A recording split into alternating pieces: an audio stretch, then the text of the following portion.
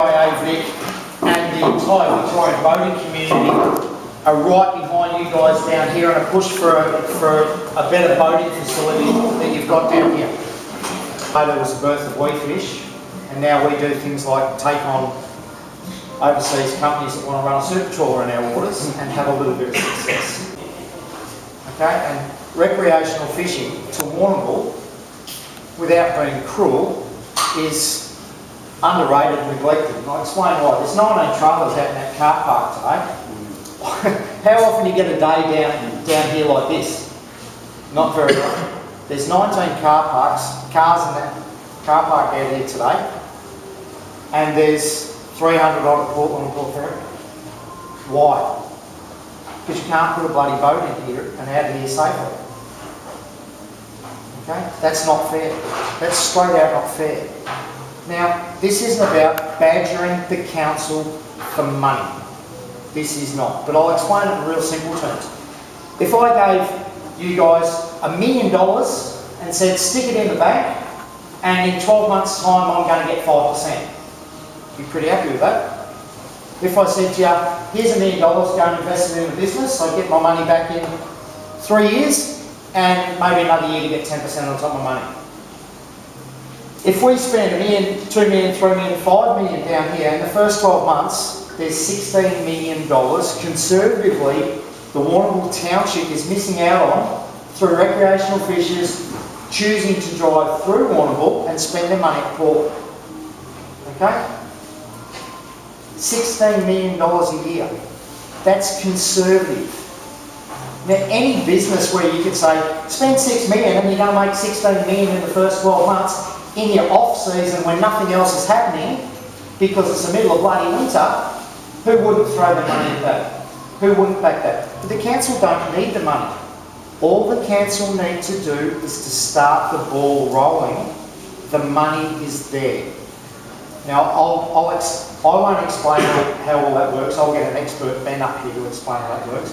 But in real simple terms, all the council have to do is to start the ball rolling. Now, we in Melbourne, is a little hard for us to put pressure on the council to start the ball rolling. That doesn't mean we're not going to. But we need the local community to keep the pressure on for us. Now, you've got the new CEO of BIA, Vic, here tonight, whose introduction to recreational fishing and boating at a grassroots level is tonight, in fairness. And his eyes are wide open. We need to support local communities. Here's this beautiful bit of water that we can't put boats in and out to get to. Okay? The money's there. I'll give you an example. Your council spent $7,200 on the $2.2 million bike trail we've got that runs along the road, that runs along here. That's a fair return for their $7,000, $2.2 million. So don't say the money's not there. And if they want to move the library, they can move the friggin' library. If they need more room in their council offices, that does not need to stop what happens out here. Okay? The money will come from other areas. They just need to start the ball rolling. You don't get anything unless you ask. Ben, can I borrow you to explain just a couple of finer points on once the process starts? In my role, advocating for boating infrastructure around the state, there's a number of priority projects in the state. One of them is Battery Point at Malakuta. You've heard of that. It's a pretty important boating facility.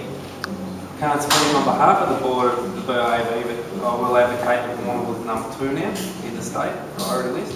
It's under the planning scheme, it's a future hierarchy listing of state precinct, which means it has basically a bingo on any funding for the Western Victorian Coastal Boating Action Plan region.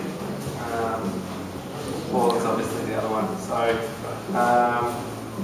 to give you a quick hint on this idea of where money is, the government collects some fees off recreational boaters that are supposed to be spent on boating facilities. By the end of the year, the government in its first term will have collected about $105 million off boaters. Quite a big chunk of that's in more supposed to be spent back on facilities, and they would have spent less than 10 million on facilities in the state of Victoria. You guys want 6 million? We're going to pay for it ourselves. 6 million out of 90 million. Nothing. Yeah, it's not going to, but what has to happen is similar to Bastion Point, because the Department of Transport, the council basically manage this facility, the port, on behalf of the state, and so there's got to be a bit more onus from the state to help out here, and we're going to ask as the BIAB that the state government initiates a project team like they did for Bastion Point, that comes and does some of the hard yards. It'll still be incumbent on council initiating the planning process that triggers an environmental effects statement from the Minister. That'll kick off the studies that we need. That's how it's going to work. So once local council apply, the environmental impact statement will then be the next process. Don't think by having us here tonight or by shaking the council that this is going to happen overnight. It's not going to happen overnight. It took the Glenelg Shire 2 years to get to where they are from Portland from the planning process. So you're looking at a 2-year window. But the 2-year window starts from when things get organised on council's behalf and they apply. If that blows out for 3 months, 6 months or 12 months, it's now a 3-year project or a 4-year project. That's where the local community need to step up to the plate. We can lobby who we can lobby down in Melbourne and through our avenues of attack. The local businesses are the ones that are going to have any clout with local council and your local government minister.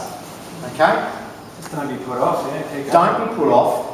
Keep pushing. If you need a hand to push, ask. We will push.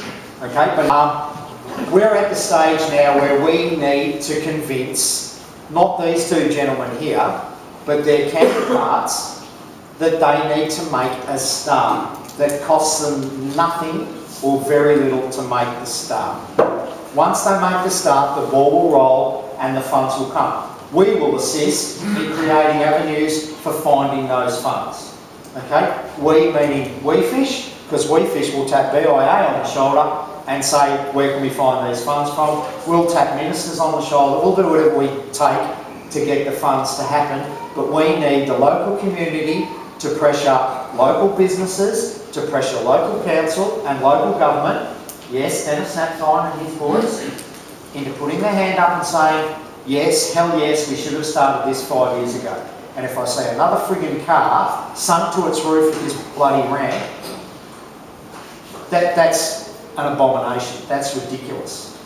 We had a meeting with Napthine, a couple of boys here, and he's the Ports and Harbours Minister, and he stated, look, there is money, there's 40 million in a voting fund at the moment, and there's other money, other sources of money.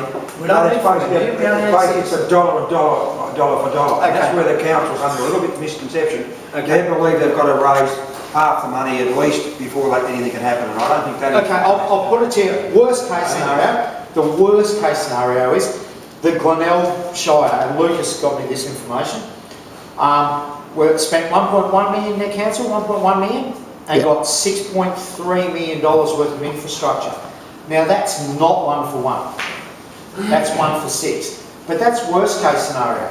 If you can get a $2.2 million bike track for spending $7,200, we only need 3 times that, so $21,000. Shit will hold a raffle.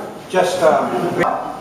This is not a joke, and we can all laugh about it because we know how bleeding obvious the solution is. We're not the ones that need to be convinced. It's your local council. Okay? Your local council have to apply for a building planning permit. That's it. Once they apply for the planning permit, how can I say this nicely and diplomatically? Okay, we can then basically take it out of their hands and steer it. Okay, but until they apply for that planning permit, we're screwed. It's very hard to go over their head when the Ports Minister happens to be in your backyard and looks after other things in the town as well, such as horse racing, bike tracks, a couple of other things. that he may not want to be seen as a conflict of interest, if you like. But we will twist him as hard as we can. We will twist him behind closed doors as hard as we can. That's what we do.